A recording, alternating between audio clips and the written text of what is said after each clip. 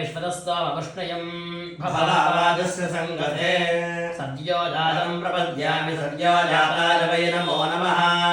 भवे भवेनाति भवे भवस्व मां भवोद्भवाय नमः ॐ भद्रं कर्णेभिः शृणुयाम देवाः भद्रं पश्येमाक्षभिर्यजत्राः स्थिरैर्यैः सुष्ठुवागुंसस्तनोभिः यजेम देवहितञ्जलायुः स्वस्ति न इन्द्रो वृद्धश्रवाः स्वस्ति नः पूषा विश्ववेदाः स्वस्ति नस्तार्क्ष्यो अरिष्टनेमिः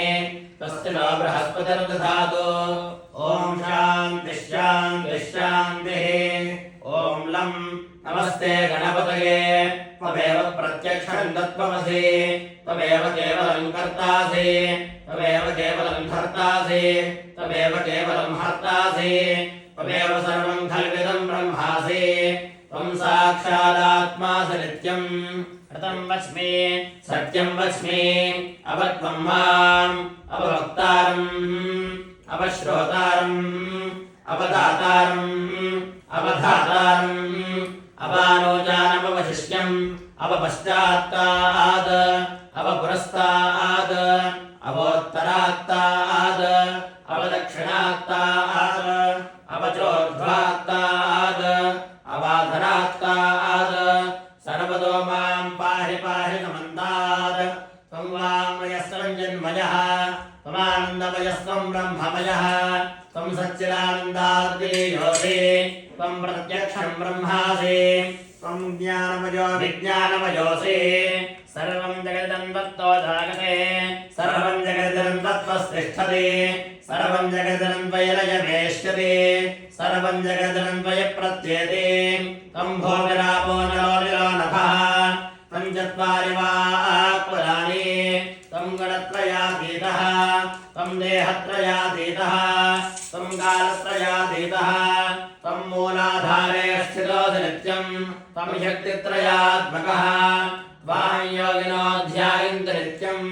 त्वं ब्रह्मा त्वं विष्णुस्त्वं रुद्रस्त्वमिन्द्रस्त्वमग्निस्त्वं वायुस्त्वं सूर्यस्त्वं चन्द्रमास्त्वं ब्रह्मा भूर्भुवस्वरो गणादेयं पूर्वमुच्चार्य वर्णादेयं तदनन्तरम् अनुस्वारः परतरः अर्धेन्द्रशतं तारेण रुद्धम् एतत्तव मनस्वरूपम् अकारः पूर्वरूपम् अकारो मध्यमरूपम् अनुस्वारश्चान्त्यरूपम् बिन्दुरुत्तररूपम् नादसन्धानम् संहिता सन्धिः सैषा गणेशविद्या गणकऋषिः निसृद्गायत्री छन्दः श्रीमहागणपतिर्देवता ॐ गं गणपतये नमः एकदन्ताय विद्महे वक्रतुण्डाय धीमहि तन्नो दन्तिः प्रचोदयात् एकदन्तं चतुर्हस्तं पादमङ्कुशधारिणम् रथं च वरदं हस्तैर्बिभ्राणं मोषकध्वजं रक्तं लम्बोदरं शूर्पकर्णकं रक्तवाससं रक्तगन्धानुलिप्ताङ्गं रक्तपुष्पैः सुपूजितं भक्तानुकम्पिनं देवं जगत्कारणमक्षरम् आविर्भूतं च सृष्ट्यालो प्रकृतेः पुरुषात् परम् एवं ध्यायति यो नित्यं स योगी योगिनां वरः नमो गणाधिपतये नमो गणपतये नमः प्रमथपतये नमस्ते अस्तु लम्बोदराय गणन्ताय विघ्नविनाशिने शिवकृतागश्रीवरदमूर्तये नमो नमः ॐ भद्रं कर्णेभिः शृणुयाम देवाः भद्रं पश्येमाक्षभिर्यजत्राः स्थिरैर्यैः सुष्ठुवागुंसस्तनोभिः यजेम देवहितञ्जलायुः स्वस्ति न इन्द्रो वृद्धश्रवाः स्वस्ति नः पूषा विश्ववेदाः स्वस्ति नस्तार्क्ष्यो अरिष्टनेमिः स्वस्ति नो बृहस्पतिर्दधातु ॐ शान्तिः शान्तिः शान्तिः ॐ भद्रं कर्णेभिः शृणुयाम देवाः भद्रं पश्येमाक्षभिर्यजत्राः स्थिरैर्यैः सुष्ठुवागुंसस्तनोभिः यजेम देवहितञ्जलायुः स्वस्ति न इन्द्रो वृद्धश्रवाः स्वस्ति नः पूषा विश्ववेदाः स्वस्ति नस्तार्क्ष्यो अरिष्टनेमिः स्वस्ति नो बृहस्पतिर्दधातु ॐ शान्तिः शान्तिः ॐ लं नमस्ते गणपतये त्वमेव प्रत्यक्षं तत्त्वमसि त्वमेव केवलं कर्तासि त्वमेव केवलं धर्तासि त्वमेव केवलं हर्तासि त्वमेव सर्वं कल्पितं ब्रह्मासि त्वं साक्षादात्मासि नित्यं ऋतं वच्मि सत्यं वच्मि अवत्वं माम् अववक्तारम् अवश्रोतारम् अवदातारम् अवधातारम् अवानोदानमवशिष्यम् अवपश्चात्ताद् अवपुरस्ताद् अवोत्तरात्ताद् अवदक्षिणात्ताद् अवचोर्ध्वात्ताद् अबाधरात्ताद् सर्वतो मां पाहि पाहि नमन्ताद् त्वं वाङ्मयस्त्वं जन्मयः त्वमानन्दमयस्त्वं ब्रह्ममयः त्वं सच्चिदानन्दाद्वितीयोऽसि त्वं प्रत्यक्षं ब्रह्मासि त्वं ज्ञानमयो विज्ञानमयोऽसि सर्वं जगदनन्त्वत्तो राजते सर्वं जगदनन्त्वत्तस्तिष्ठते सर्वं जगदनन्त्वयवेश्वरे सर्वं जगदनन्त्वयप्रत्येते त्वं भूमिरापो नलो निलो नभः त्वं चत्वारि वाक्पदानि त्वं गुणत्रयातीतः त्वं देहत्रयातीतः त्वं कालत्रयातीतः त्वं मूलाधारे स्थितोऽसि नित्यं त्वं शक्तित्रयात्मकः त्वां योगिनो ध्यायन्ति नित्यं त्वं ब्रह्मा त्वं विष्णुस्त्वं रुद्रस्त्वमिन्द्रस्त्वमग्निस्त्वं वायुस्त्वं सूर्यस्त्वं चन्द्रमास्त्वं ब्रह्मा भूर्भुवस्वरो गणादेः पूर्वमुच्चार्य वर्णादेः तदनन्तरम् अनस्वारः परतरः अर्धेन्दुरसदं तारेण रुद्धम् एतत्तव मनस्वरूपम् उदारः पूर्वरूपम् अकारो मध्यमरूपम् अनुस्वारश्चान्त्यरूपम् बिन्दरुत्तररूपम् नादस्सन्धानम् संहिता सन्धिः सैषा गणेश विद्या गणकऋषिः निसृतगायत्री छन्दः श्रीमहागणपतिर्देवता ॐ गं गणपतये नमः एकदन्ताय विद्महे वक्रतुण्डाय धीमहि तन्नो दन्त्यः प्रचोदयात् एकदन्तं चतुर्हस्तं पाशमङ्कुशधारिणम् रदं च वरदं हस्तैर बिभ्राणं मोषकध्वजं रक्तं लम्बोदरं शूर्पकर्णकं रक्तवासुदं रक्तगन्धानुलिप्ताङ्गं रक्तपुष्पैः सुपूजितं भक्तारकं विनं देवं जगत्कारणवच्छिदम् आविर्भूतं च सृष्ट्यादौ प्रकृतेः पुरुषात् परम् एवं ध्यायेया नित्यं स योगी योगिनां वरः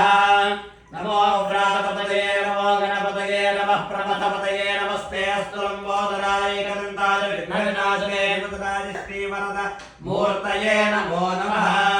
ॐ भद्रं कर्णेभिः शृणुयाम देवाः भद्रं पश्येमाक्षभिर्यजत्राः स्थिरैस्तुष्टवागन्तस्तनोभिः यजेम देवहिर्निरायुः स्वस्ति न इन्द्रो वृद्धश्रवाः स्वस्ति नः पूषा विश्ववेदाः स्वस्ति नस्तार्क्ष्यो अरिष्टनेमिः स्वस्ति नो बृहस्पतिर्दधातु ॐ शान्तिः शान्तिः शान्तिः ॐ भद्रं कर्णेभिः शृणुयाम देवाः भद्रं पश्येमाक्षभिर्यजत्राः स्थिरैस्तुष्टवागन्तस्तनोभिः यजेम देवहिर्निरायुः स्वस्ति न इन्द्रो वृद्धश्रवाः स्वस्ति नः पूषा विश्ववेदाः स्वस्ति नस्तार्क्ष्यो अरिष्टनेमिः स्वस्ति नो बृहस्पतिर्दधातु ॐ शान्तिः शान्तिः शान्तिः ॐ लं नमस्ते गणपतये त्वमेव प्रत्यक्षं तत्त्वमसि त्वमेव केवलं कर्तासि त्वमेव केवलं धर्तासि त्वमेव केवलं हर्तासि त्वमेव सर्वं कल्पितं ब्रह्मासि त्वं साक्षादात्मासि नित्यं ऋतं वच्मि सत्यं वच्मि अवत्वं माम् अववक्तारम् अवश्रोतारम् अवदातारम् अवधातारम् अवानोजानमवशिष्यम् अवपश्चात्ताद् अवपुरस्ताद् अवोत्तरात्ताद् अवदक्षिणात्ताद् अवचोर्ध्वात्ताद् अबाधरात्ताद् सर्वतो मां पाहि पाहि नमन्तात् त्वं वाङ्मयस्त्वं जन्मयः